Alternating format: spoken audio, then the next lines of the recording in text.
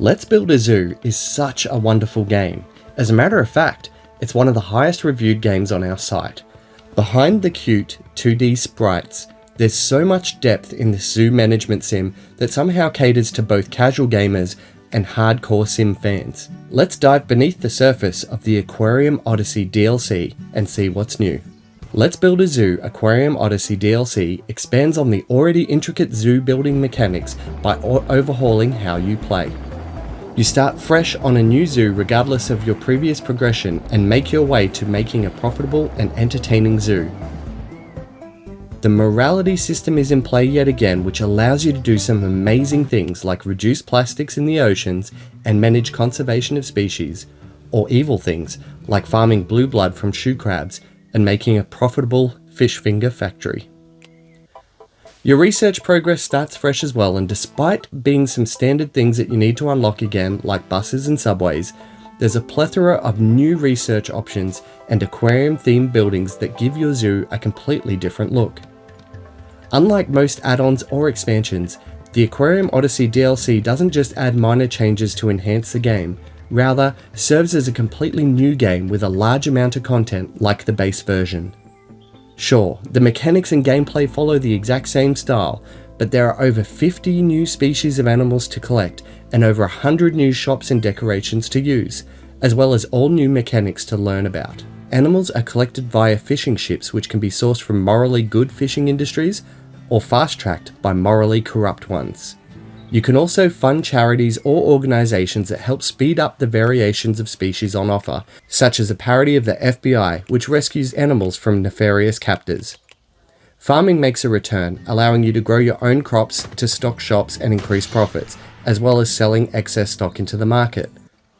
The CRISPR also makes a triumphant return, which will not only see you create new and exciting sea creatures, but will prove to be invaluable should you try your hand at conserving species survival in the wild.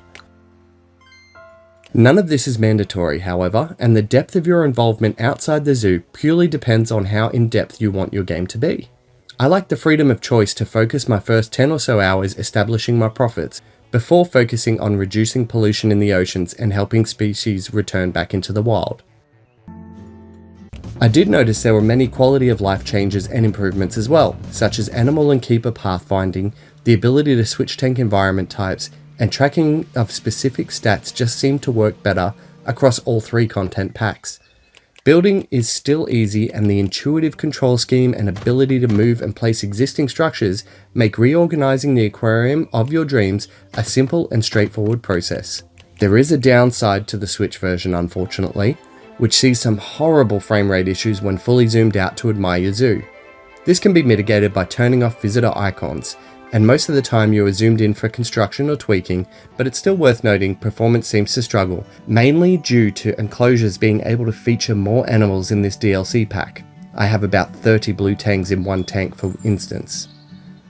For me, it didn't really take away from anything, as I rarely played zoomed out, but it is very noticeable when trying to move to new zones of your zoo. Despite spending an offensive amount of time in the base game, Let's Build a Zoo Aquarium Odyssey breathes a soft oceanic breeze into the gameplay, which still hasn't worn off for the 15 hours or so I've put in so far. Considering the price point is around $12, it's well worth the price of entry. And if you haven't got the base game, the new Let's Build a Zoo with both Dinosaur Island and Aquarium Odyssey DLC is also well priced and sure to provide you with countless hours of fun. There is an incredible amount of content to discover and build in Let's Build a Zoo Aquarium Odyssey. For fans of the base game, it's another essential purchase, and for those looking to dip their feet in the zoo building world, there's plenty of gameplay to keep you busy. It's clear that this expansion is not just a rushed minimal afterthought, but rather an almost entirely new game in itself.